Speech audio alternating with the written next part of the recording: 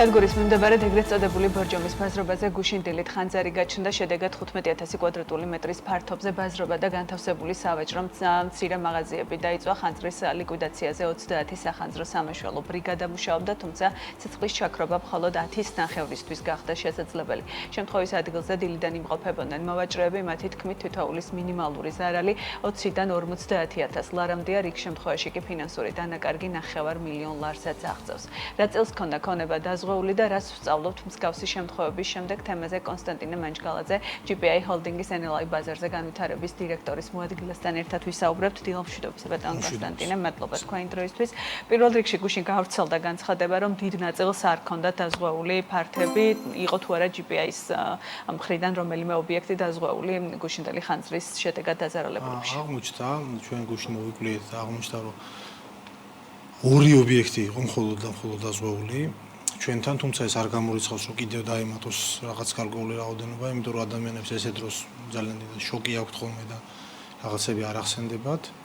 აღმოჩნდა გუშინდელი მდგომარეობით, ვიცით, რომ ორი ობიექტი იყო ჩვენთან დაზღვეული უკვე რამოდენიმე წელია და ეხლა უკვე მიმდინარეობს სამუშაოები ზარალის შეფასების, მოკლევის, ყველა დეტალის დადგენის და ასე შემდეგ. რა პერიოდი სჭირდება ხოლმე ამას და როგორია თანამშრომლობა ამ ნაწილში, როგორ ხდება ზარალის ანაზღაურება, რა რაოდენობაზე და რამდენად სრულად შეიძლება ეს ყველაფერი მოცული იყოს დაზღვევის მხრივ? ანაზღაურების მოცულობა დამოკიდებულია პირობებზე, თუ რა პირობითაა დაზღვეული ესა თუ ის ობიექტი. შესაბამისად ამაზე რა ვერ ვიტყვით ვერაფერს რა შეიძლება მოცულობა იყოს.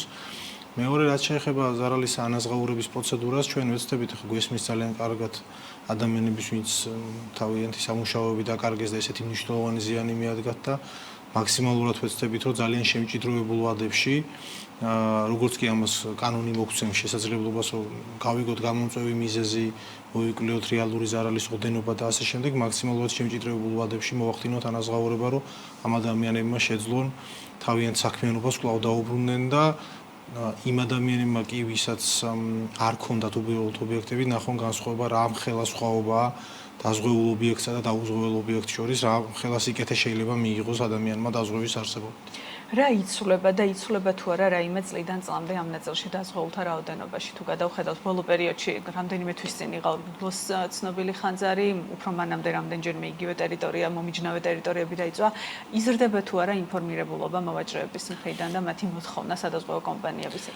იცით როგორ არის ძალიან არაერთგვაროვანი არაერთგვაროვანი საქციელით ხასიათდება ეს.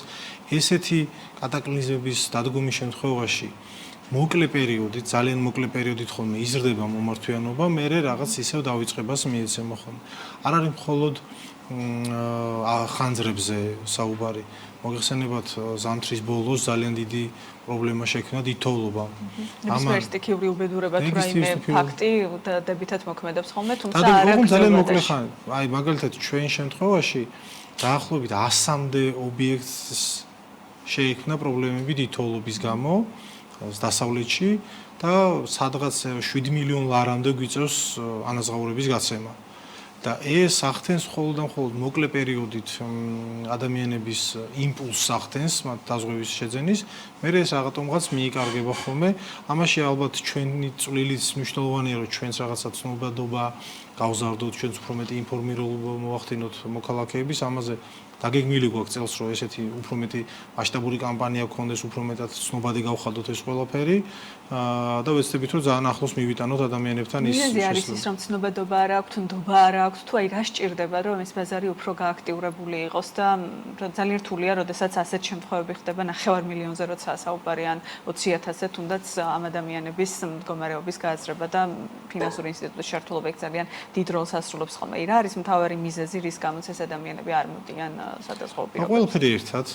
ცნობადობის ნაკლებობა, რომელზეც ვფიქრობ, რომ როგორც ჩვენ GPI ჰოლდინგმა, ისე სხვა სადაზღვეო კომპანიებმა მნიშვნელოვანი თუნდა ვიმუშაოთ, ავამაღლოთ ეს ცნობადობა, მეორე მხრივ ალბათ მნიშვნელოვანი იქნება საკანონმდებლო ცვლილებებიც, რომლებიც ადამიანებს მისცემს, შეიძლება ვალდებულებასაც კი, რომ ესეთი რაღაცა მინიმალურ რისკებზე მაინც გქონდეთ დაზღვეული საკუთარი ობიექტები. რომ წარმოვიდგინოთ ძალიან ელემენტარულად მათემატიკად ნახოთ 100,000 ლარიანი ქონების დაზღვევა ადამიანს შეიძლება უხეში კალკულაციით შეიძლება უჯდებოდეს დღეში არც კი 1 ლარი. ანუ სადღაც 300 ლარი შეიძლება უჯდებოდეს მთელი წლის მანძილზე და მსგავსი ტიპის პრობლემისგან სრულად იქნება ის დაცული და უბრალოდ აღარ იქნება აი ესეთი რისკების მატარებელი.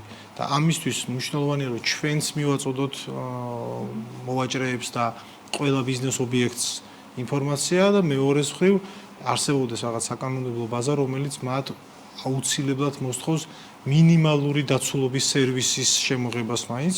სხვა შემთხვევაში მივიდივართ ისევ, რომ ეს ადამიანები რჩებიან უმუშევრად, ეს ადამიანები რჩებიან შემოსავლის გარეშე და მერე მიდის ისევ სახელმწიფოსთან, რომ მოდის სახელმწიფომ აგვინაზღაუროს ეს თანხა, რომელსაც ისევ ჩვენ თითოეული ჩვენთაგანი გადასახადების გადამხდელი ვიხდით ამ თანხებს. უძრავი ქონების ნაწილში რამდენად იზრდება წლიდან წლამდე დაზღვეული ქონების რაოდენობა და როგორი იყოფა ეს კომერციულ და ინდივიდუალურ პირების შემთხვევაში? ძალიან არამკაფიოდ გამოხატული არის ეს ზრდა წლიდან წლამდე გამომდინარე იქიდან რომ დიდი წილი საცალო ქონების დაზღვევის მოდის სავალდებულო დაზღვევაზე სესხით აღების შემთხვევაში იპოთეკური სესხის აღების შემთხვევაში მოდის სავალდებულო დაზღვევაზე საცალო მიმართულებით ეს არ არის ნებაყოფლობის დაზღვევა თუმცა ამ ნაწილში ჩვენ ძალიან რამოდენიმე წელი ძალიან აქტიურად ვცდილობთ რომ ეს ბაზარი გავზარდოთ და უკვე გასულ წელს დაახლოებით 50%-ით გავზარდეთ დაზღვეულთა რაოდენობა თუმცა ეს არ არის საკმარისი და ამას რაღაც სახელმწიფოს მხრიდან ხელშეწყობა სჭირდება კომერციულსაც შეეხება აქ უფრო მეტი არის ცნობადობა, თუმცა არასაკმარისი და მისი ზრდის ტემპიც არ არის დამაკმაყოფილებელი, გამომდინარე იქიდან, რომ ცნობადობა, ნდობა არის ძალიან დაბალ დონეზე. ფასებზეც მინდა რომ მკითხოთ, თქვენ ახსენეთ დაახლოებით რა ჯდება, ეს რაზეა დამოკიდებული როგორია, რა ტარიფებში მერყეობს, ასე ვთქვათ, ფასები და მიმდინარე პერიოდისთვის ხომ არ იგეგმება ამ ტარიფების გადახედვა და გაზრდა?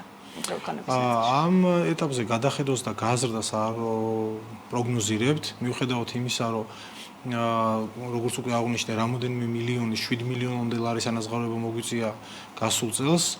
ანუ უკვე ჩვენ ვთვლით, რომ გქონდეს ისეთი დაზღვევის და ისეთი გადაზღვევის პროდუქტები შეძენილი თავად ჩვენ, რომელიც მოგვცემს საშუალებას, რომ ესეთი შემთხვევებიც კი უპრობლემოდ ავანაზღაუროთ და ჩვენ მდგრადობას არ შეექმნეს პრობლემა. რაც შეეხება ღირებულებას, აი უხეში მაგალითით რო ვთქვათ, კერძო ბინის დაზღვევა თვეში დაახლოებით ჯდება 20 ლარის ფარგლებში, რომელიც აი ესეთი პრობლემებისგან იქნება ეს მეზობლისგან წყლის ჩამოსვლა იქნება, რა ვიცი, საკანალიზაციო მილის დაზიანება იქნება, ხანძარი იქნება, თუ რა ასეთი შემთხვევებისგან გვიცავს და ეს გვაძლევს საშუალებას, რომ აღარ ვიყოთ სხვებზე დამოკიდებული. თუმცა ეს ალბათ 20 ლარი არის ახალ ბინაში, სადაც რისკები ნაკლებია და არა თქვა ძველ სახლებში ან იტალიურ ეზოებში და ასე შემდეგ, სადაც უფრო ბევრი რისკი შეიძლება არსებობს. გეთახმებით, ეს არის უფრო შედარებით ახალ აშენებულ ბინებზე, ახალში არ იგულისხმება 3 და 5 წლის აშენებული.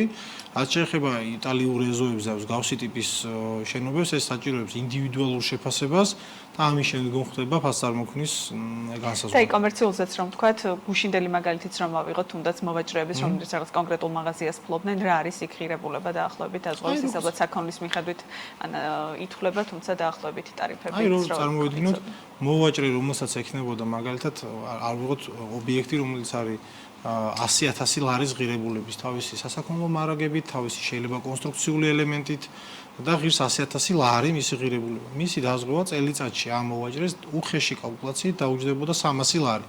რაც დღეზე გადაანგარიშებით გამოდის დღეში და 80 თეთრი. რა არის მაქსიმალური თანხა? მაქსიმალური არ ვიცი, შეიძლება ორჯერ მეტი იყოს, რომელიც აბსოლუტურად სრულად დააზღვევდა მის რისკებს, ასევე დააზღვევდა მის მიუღებელ შემოსავლებს, საბანკო შენატანებს და ასე შემდეგ, რომელიც არის ბიზნესის უწყვეტობის დაზღვევა. ეს კიდე ქონების დაზღვევის გაფართოება არის, რომელიც მოგცემს საშუალებას, რომ თუ თანამშრომელი ყავს, იმის ხელფასი კვლავ გადაიხადო, მიუხედავად იმისა, რომ დაიწვა ბანკში შენატანი კვლავ განახორციელო, მიუხედავად იმისა, რომ ქონება აღარ გაქვს და ასე შემდეგ. მადლობა თქვენი დროისთვის და პასუხებისთვის. კონსტანტინე მანჯგალაძე, GPA Holding-ის NLI ბაზარზე განვითარების დირექტორის მოადგილებას ყოფდა საქმიანი დილის კითხვა.